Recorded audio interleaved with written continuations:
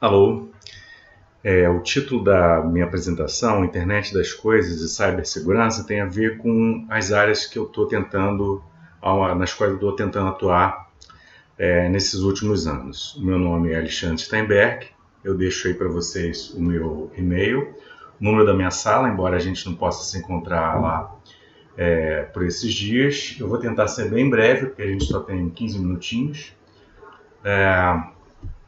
Eu vou dar um panorama dos cursos que eu ofereço, são basicamente 3 cursos: sistemas concorrentes, sistemas distribuídos e internet das coisas.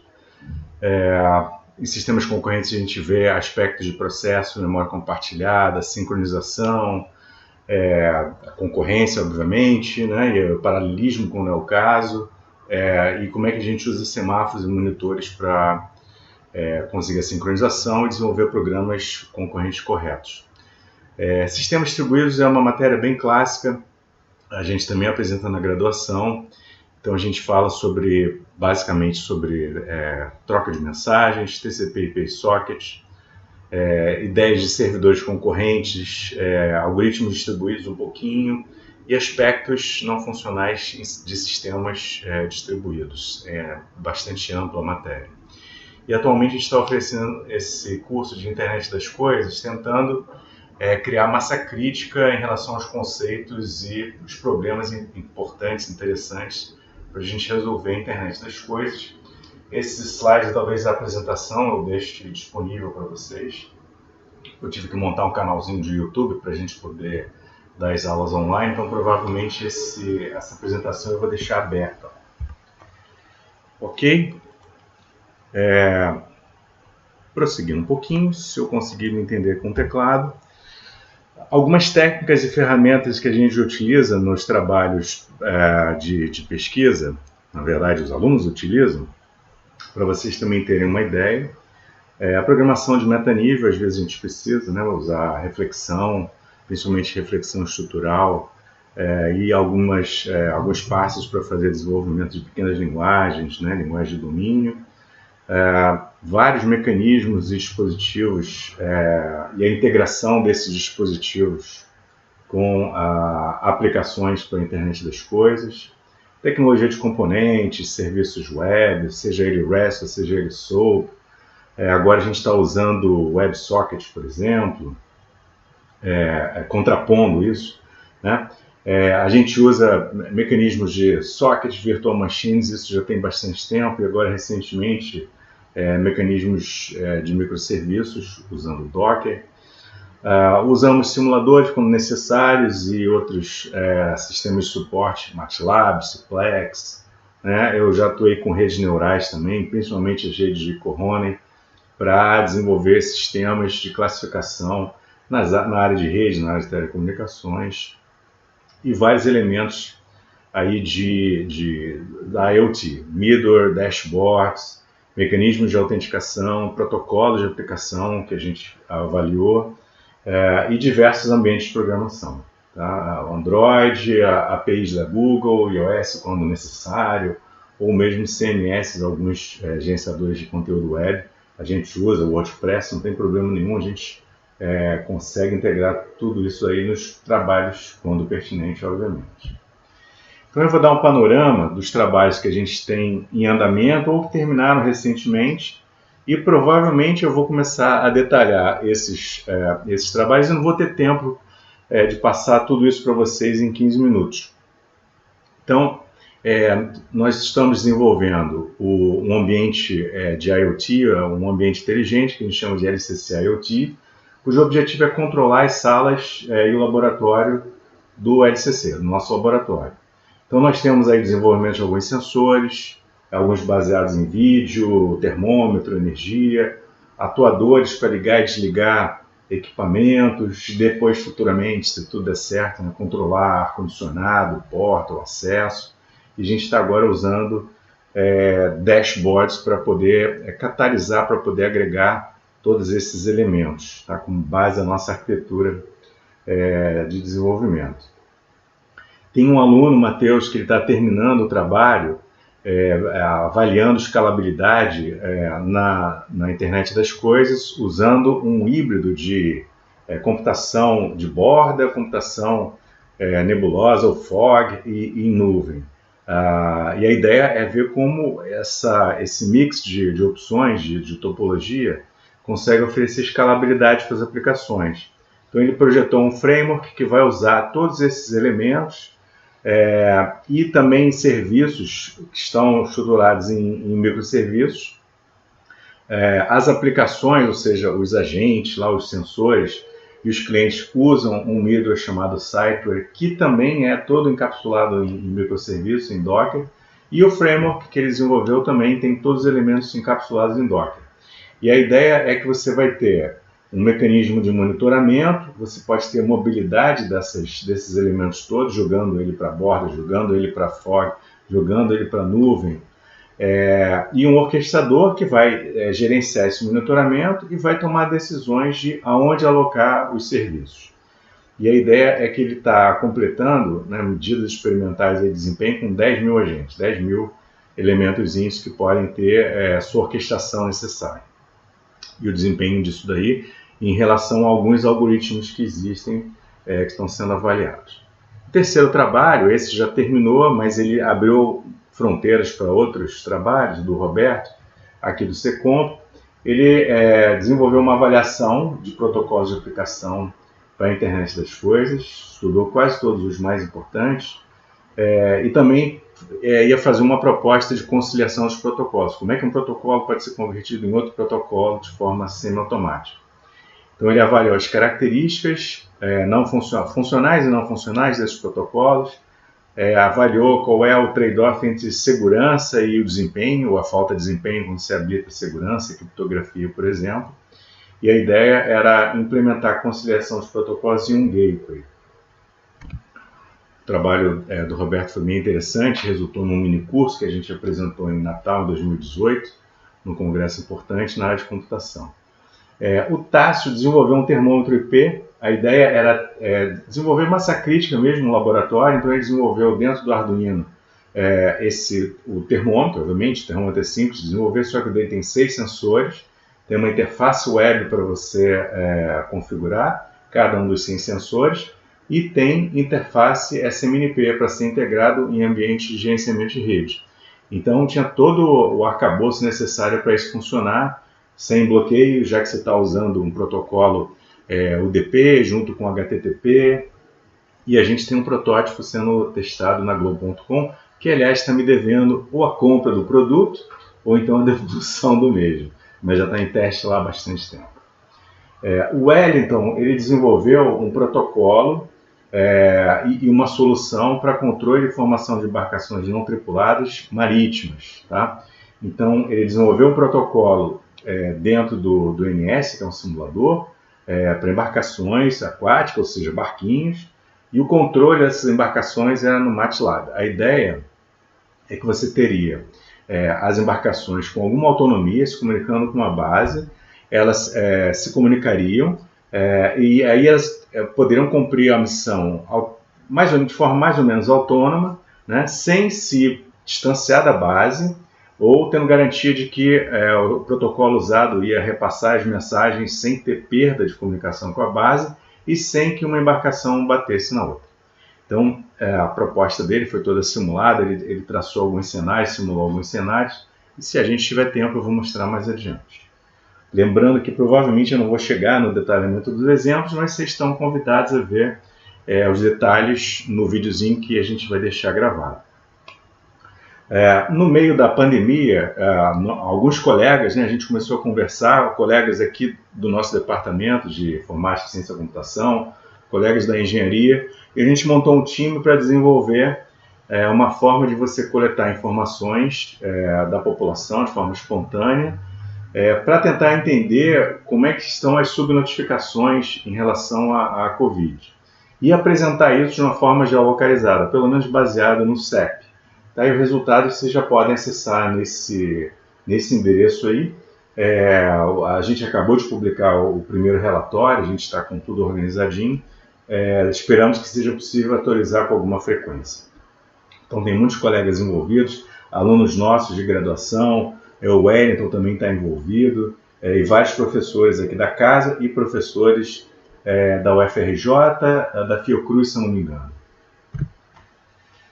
Bom, e por último, eu queria só posicionar sobre o trabalho do Carlos Augusto, tá, pessoal? Ele está começando o doutorado agora com a gente. Ele fez mestrado com o professor Jorge Amaral lá no programa de Engenharia Eletrônica e está fazendo doutorado com a nossa coorientação. E a gente está pensando em duas linhas. Uma delas é a área de Cybersecurity, que é uma área que me interessa muito dentro da internet das coisas. Então, precisamos entender os problemas de segurança da internet das coisas. Isso não é mais novidade, mas o problema ainda não está totalmente resolvido. Ainda mais se você pensar numa escala de milhões ou bilhões de dispositivos e aplicações querendo fazer acesso a esses dispositivos e serviços. E aí ele provavelmente vai desenvolver alguma solução para algum problema identificado, usando classificadores ou blockchain ou alguma técnica de otimização que ele já está estudando, e vai formalizar essa solução. Isso está bem dentro do perfil dele. Ou então a gente prosseguir no refinamento da proposta dele de mestrado, que diz respeito ao posicionamento de roteadores sem fio em uma indústria, numa rede de sensores sem fio, né, principalmente,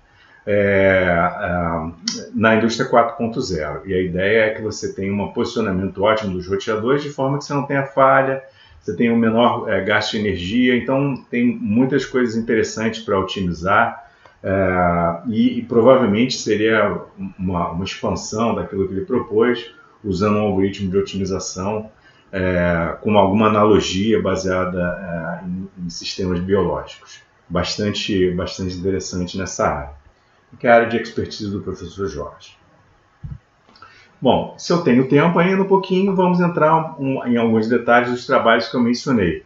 Caso contrário, eu acho que já deu para vocês terem uma ideia das áreas onde eu atuo. Tá? Obviamente depende muito do aluno, depende muito dos projetos que estão em andamento com outros alunos. Eu procuro agregar os alunos dentro de um contexto, mas às vezes acontece, né, de a gente coordenar trabalhos assim que não se descola um pouquinho daquilo que a gente faz ultimamente. O exemplo disso foi de um aluno que queria desenvolver uma técnica para ele recuperar a topologia de rede do grafo, né, que forma a topologia da rede, baseado em mensagens muito simples de ping. Então ele estudou uma proposta, desenvolveu uma otimização, né, um aperfeiçoamento dessa proposta. Ao invés de usar ping, começou a usar ARP e mensagem de broadcast. Ele consegue recuperar a topologia da rede, incluindo equipamentos que não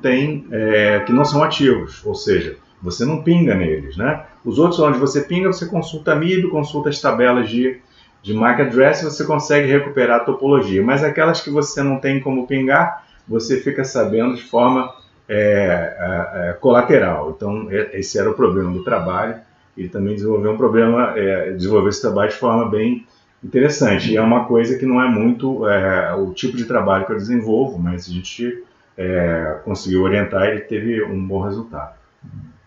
Bom, o trabalho do Matheus, a ideia é que você, na internet das coisas, vai ter muitos sensores e atuadores com recursos limitados, mas você não pode mudar esses elementos, então eles estão posicionados onde acontecem os fenômenos que vão ser monitorados, mas você tem serviços e clientes que podem ser movidos por um nó melhor. Os nós de processamento nem sempre conseguem processar tudo que é necessário, então você precisa ou delegar o processamento para outros dispositivos, ou até mesmo transferir os dados, né, para a nuvem quando necessário, para serem processados. E aí você tem o problema de nós com processamento variável, com recursos de processamento variável, e a latência entre quem vai mandar uma mensagem, geralmente um sensor ou gateway, para a nuvem, né, ou para algum servidor. Então você precisa de baixa latência, de preferência baixa latência. E aí você tem várias opções, né? Você tem os nós locais, você tem os nós de fog, que tem uma latência não tão boa quanto o nó local, mas também não tão alta quanto a nuvem, mas por outro lado, na nuvem você pode ter recursos quase que ilimitados. E aí a ideia é como é que a gente pode melhorar uma aplicação de IoT ou viabilizar uma aplicação de IoT com muitos sensores E aí a gente usando todos esses recursos, tá? Então a ideia é alocar os clientes e serviços nos melhores nós, sempre que possível, diminuir a latência para todo mundo, e aí todo mundo é muita gente, né? São muitos sensores, muitos atuadores e os serviços. Então a proposta dele foi desenvolver um framework para alocar, orquestrar a alocação dos recursos, tanto no ambiente local ou no Edge, lá ou no IoT Gateway, quanto na Fog ou na nuvem. E bem como os serviços de middleware, ou seja, alocar todos esses elementos nos nós disponíveis nessa classificação. E a orquestração desenvolvida precisa monitorar o contexto para saber o que está acontecendo na rede, porque a banda varia, os recursos acabam ficando mais escassos ou, ao contrário, começam a aparecer porque já foram usados, e ele tem que monitorar isso daí para tomar as suas decisões de forma periódica. E aí ele fez uma implementação desse framework usando o Docker e o Siteware e fez uma avaliação de desempenho, tentando avaliar a escalabilidade de vários algoritmos de alocação, comparando com uma base e para entender se o framework, ou se a ideia dele de escalabilidade, de como oferecer escalabilidade, seria viável. Bom, aqui tem a arquitetura, eu acho que eu não vou poder me detalhar, mas você tem aqui muitos problemas, os problemas que ele foi encontrando, né? Cada nuvem, se você está na nuvem da Amazon, se está na nuvem da Google, os mecanismos, a API pode ser parecida, mas os mecanismos são diferentes, um tem um firewall diferente do outro, um tem um NAT diferente do outro, não é transparente você pegar um elemento, né, conversando aqui no nosso Raspberry Pi, aqui na borda, com o elemento da cloud, jogar esse elemento aqui para essa outra cloud e isso ser transparente, e é isso que ele quer. Então ele teve que desenvolver alguma coisa aí no meio do caminho para você poder ter essa transparência aí. Isso foi um efeito colateral do trabalho dele. E por último, então, ele desenvolveu esse framework baseado nesse middleware chamado Siteware, que também é Siteware, né? Que é baseado em Docker, todos os serviços são baseados em Docker, e ele então desenvolveu um framework que gerencia a localização dos elementos naquela topologia que eu mostrei, e a versão final, uma das avaliações chegou a 10.000 elementos. Bom, aqui tem uma ideia de avaliação para vocês. Ele acabou avaliando vários algoritmos e depois ele focou num deles, né, no que tinha o melhor resultado, e aí para esse ele fez uma avaliação escalando, né, o número de elementos e verificando se a CPU e a memória se comportam adequadamente. Bom, isso aí é detalhe que vocês vão poder ver depois na dissertação. A avaliação de protocolo do Roberto, a ideia na internet das coisas a gente vai precisar, ou vai poder usar, ou talvez tenha que usar vários protocolos diferentes, cada um deles justificado. Ele fez um trabalho que resultou no minicurso. Então a ideia é, quando é que eu uso um protocolo, se eu posso substituir, qual é o protocolo mais apropriado para que situação. E esse estudo então resultou no minicurso que a gente apresentou no congresso da SBC em 2018. E aí tinha a ideia do IoT Gateway, né, conciliando vários protocolos. Aqui a gente tem um exemplo de um acesso via COAP com um acesso via HTTP, e aqui você teria uma classificação automática dos protocolos e uma conversão automática. Isso ele não chegou a fazer. Mas aí nós temos o testbed que ele usou para desenvolver as avaliações reais, não foi simulada, fez várias comparações com vários tamanhos de mensagem, com várias bandas, alocação de bandas diferentes. Tem aqui um retratozinho dos Node.mcu que ele usou, e aqui um dos resultados comparando os vários protocolos e como é que é o comportamento de round trip, ou seja, uma mensagem de ida e de volta. Tem muitos mais resultados parecidos com esses na dissertação dele. O LCC IoT começou com a nossa ideia de automatizar determinados procedimentos no laboratório. Então nós começamos com uma estruturazinha com Arduino, com um relézinho para desligar o nosso switch, e depois a gente começou a desenvolver o sensor de temperatura, e todos eles integrados via MQTT, e a ideia era então começar a desenvolver um ambiente inteligente dentro do laboratório. E aí a gente começou a desenvolver vários sensores. Aqui a gente tem, por exemplo, o sensor de vídeo, que a ideia é você detectar a presença, ou seja, quantas pessoas estão na sala, e aí tomar decisões, sem, no entanto, mostrar o vídeo. Aqui a gente está mostrando o vídeo porque era o Pedro fazendo a avaliação dele.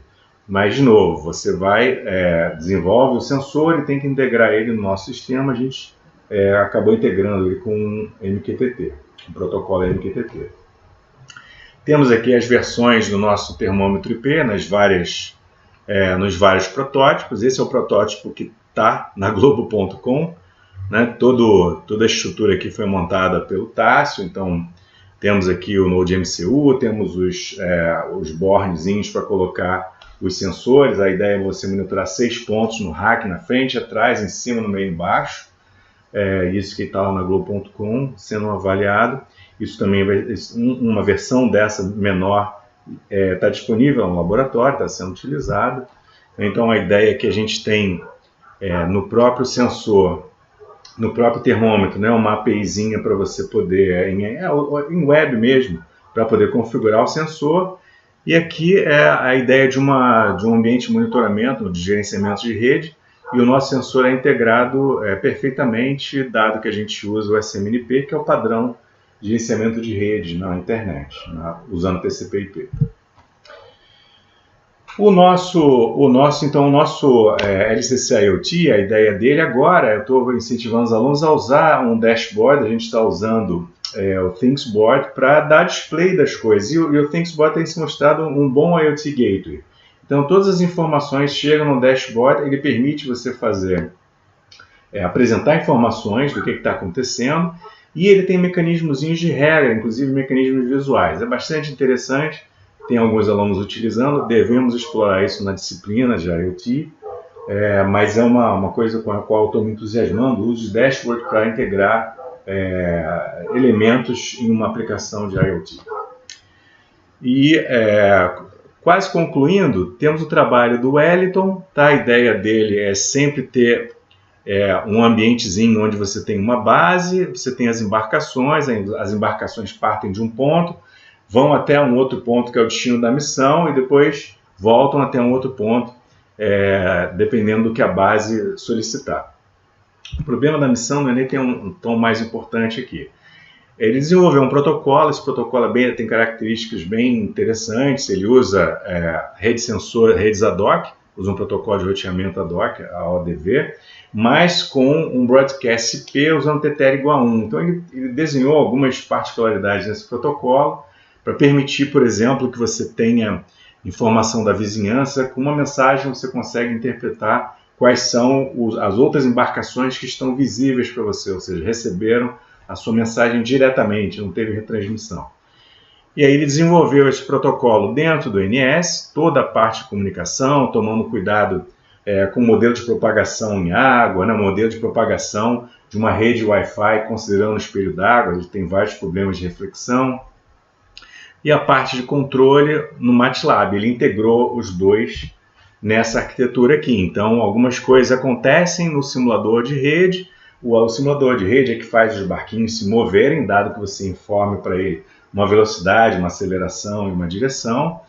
E, periodicamente, essas informações são coletadas, são jogadas no MATLAB, ele calcula a aceleração, a nova posição, os parâmetros lá, usando as equações bonitinhas, mais rigorosas, e devolve essa informação para ser atualizada no NS. Então, ele fez alguns cenários de simulação, eu apresento alguns aqui. Um deles era um alinhamento para ver até quanto tempo, até quão distante a gente consegue cercar um ponto com a retransmissão, e depois uma missão clássica onde as embarcações cercam um ponto e depois voltam para um outro ponto, para um ponto inicial ou um ponto final. E aí a gente tem algumas demonstrações, aí, alguns resultados. Uma parte mais básica, onde a gente viu a parte de entrega, potência de sinal entregue, e em cima disso foram tomadas decisões de velocidade, etc. E aí a gente já tem alguns testes aí de atraso, para vários tamanhos de pacote, para um dos cenários, né? Aí você tem um atraso e a taxa de entrega de pacote, a gente observa que a coisa começa a ficar ruim Depois de 12, 13 quilômetros, né, você perde a habilidade da comunicação, isso é normal, dada a potência da antena. Então, esse tipo de trabalho que ele desenvolveu. E quem tiver curiosidade, o site com o relatório de subnotificação do plantel de pessoas que a gente conseguiu, né, que preenchessem o formulário, já está disponível, tem um relatóriozinho que está sendo publicado. E com isso a gente está encerrando a nossa apresentação. Provavelmente eu passei dos 15 minutos, eu vou ter que ser interrompido antes, para dar lugar para os meus colegas poderem apresentar seus projetos também. Espero poder encontrar vocês em breve na nossa sala, assim que tudo isso terminar, e a gente puder se encontrar presencialmente. Agradeço a paciência de vocês me ouvirem e eu fico à disposição depois para responder perguntas, ok? Obrigado, boa noite para todo mundo.